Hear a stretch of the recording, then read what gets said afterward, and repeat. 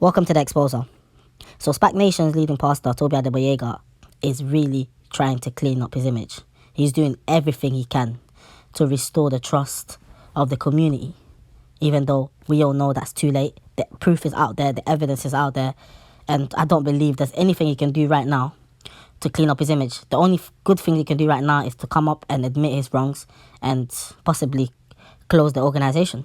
That's the only thing he can do, because we know there's hundreds of people in debt. His own members are in debt. A lot of the ex-members are in debt. A lot of things has gone on at Spac, which has been orchestrated by him, the leader. But right now what he's doing is he's putting things out of the work that Spac Nation have done. So I'm going to show you a video that he put out recently of building a little water fountain that a lot of young kids could use, because we do know that in poor parts of Africa, it's hard for them to have clean water. So it is commendable what he did in that regards, and where he fed a lot of people also in Nigeria, in the poor part of Nigeria. So you guys will watch that video, and then I'll show you the message you put underneath it, and then give you an analysis of that.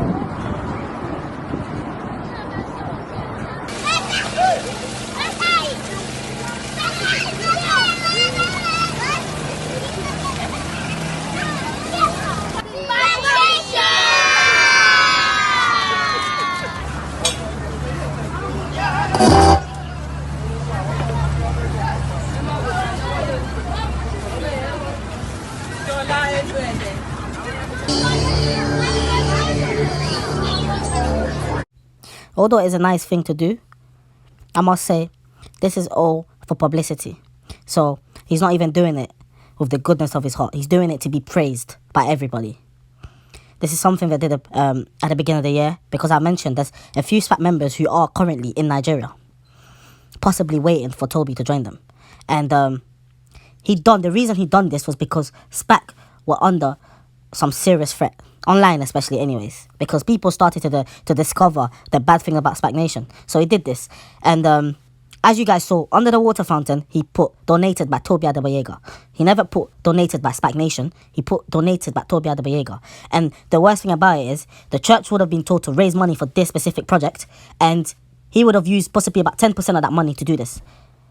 So instead of using all the money that the church raised to actually help a lot of poor parts in Nigeria, if that's what he really wants to do, it's very easy for him to use the money raised by the church to do this, because it wouldn't cost him a lot. Even feeding a bunch of people in Africa, it doesn't cost a lot of money. And when I say a lot of money, I'm talking about considering what the church gives to PT every single week.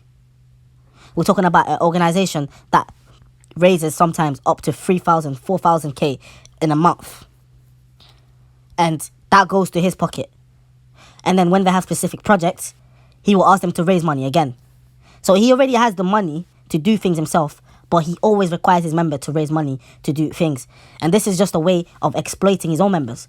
So even though it's a great thing to do, because it will help out a few kids, it will help them have clean water, we have to understand the angle that PT is coming from. He's coming from a bragging angle. He's coming to show us that Spac Nation is doing great things. He's trying to distract us from the reality. He's trying to, again, remove himself from all the allegations that's been going on and all the facts that's been out there. But all these things he's doing doesn't make him right. All of the wrongs that he has done overshadows the rights. And we going back to getting your members in debt, getting your members to be away from their friends and family, having trap houses where you can basically manipulate and exploit people, targeting a certain amount of people, university students, so that you can make them give you their student loans, targeting young vulnerable girls so that they can go and do cleaning jobs just to give to you, instead of focusing on their studies, and instead of spending more time with their families, having so many services during the whole week, and even when there's no services, having all your members surrounded by being at your house, just so that you can feel the sense that your members are with you. Being worshipped by your members. Allegations of your members donating blood. Allegation of your members using people's information to take out loans without their consent. Allegation of sexual assaults committed by your members, which happened inside your house, where you told your members to deny it after the member himself admitted to doing it. And then he left Spac. So there's so many things that he hasn't even ever addressed, but he will keep putting out little things of what Spac has done in the past. And then will try to, that will be his way of justifying all of the wrong things that they're doing. And that's a terrible, terrible attempt. A terrible, terrible attempt. Because right now he's trying to make people have some pity for him by saying, look at what I'm doing for Africans. Look what I'm doing in the African countries. This is the angle that he's taking. He wants us to feel sorry for him. But I personally will not feel sorry for him, because everything that he has done has been calculated. And even these things that he has done in Nigeria is something that's calculated. It's something that looks good, but it's also something that he also gained from. Because what he gained from that was a lot of people praising him, and not Spac Nation. He took all the praise for that. And also more money going in his pocket. Because we know this is how this guy operates. As soon as an idea comes to his head, where he knows he can gain more money from his members, he will go ahead and do it. So he might tell them tomorrow, Spac are going Ghana to build something. And that would need about 100k. He might say something like that. So this is just an example. And his members will raise that sum. And this guy will take maybe 5 or 10k max to go and build something there and then say, yes, this is what we did with the money you guys sent us. He's a guy that really exaggerates the amount of money that he spends. Believe me, what he does with the money is he shops with it and then he sends the rest over somewhere where he can use it in the future. So he's saving money for himself while his members are just broke and have nothing. And it's quite ironic how he's putting out old videos every single time. This is something that was done like at the beginning of the year. He keeps on showing the same things over and over. If he's not posting the knives that Spac recovered back in 2018, then he's posting little things like this. What about the current state? What about all the businesses that you promised your members? Where's the money? 10 years later, some of your members that have been with you from day dot, and one of them, Samuel Akokia, where is he today? He's one of the guys that is in incredible amount of debts because he has scammed so many people.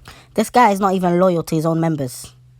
And I just cannot understand why anyone would want to join the organization, which is already out there. All the evidence is already out there. So any young person that goes to Spac, we know that PT will tell you that he will propose a business idea to you. We know that the Spac members will tell you that we will do everything that you want to do. We will house you. We will look after you. But then you should ask yourself these questions. Where's all the pastors that have been with PT? Where are they at today? What have they gained since being at Spac, apart from exploiting their own people just to give to this man who they call PT? They are still brainwashed. Even 10 years after being in Spac Nation, they are still brainwashed by this guy. Despite all the debt that they're in. Despite them being squashed in one trap house with 15 members, where some members are sleeping on the floors. Why would you want to get yourself in that situation? Why? These are things that these guys cannot even answer themselves. Why would you want to be part of an organization that every single month they're being evicted from a certain trap house? Why would you want to be part of that? So this is actually a strong message. Do not be fooled by the things that's published on social media by this man. This man only cares about himself. There's definitely some spiritual thing going on to why his members are so attached to him. But this is from his marketing plan. This is from the strategic moves that he has orchestrated by getting members to be so close to each other and by following one man, and that one man is PT. So if any of you guys do not understand why your friend or family members is in Spac and they've changed, now you know why. It's because this man there is responsible. When people meet this man, all they see is wealth. And the wealth is what sometimes makes these young people overlook all the wrong things that's going on at Spac Nation. Because they're so focused on becoming like this man, and they're ignoring the reality, which is majority of the people there are in serious situation, serious debts, serious problems. Some of them have basically given everything they have to this man. So they feel like they have to stay with him and hope that in the future PT will have his own land.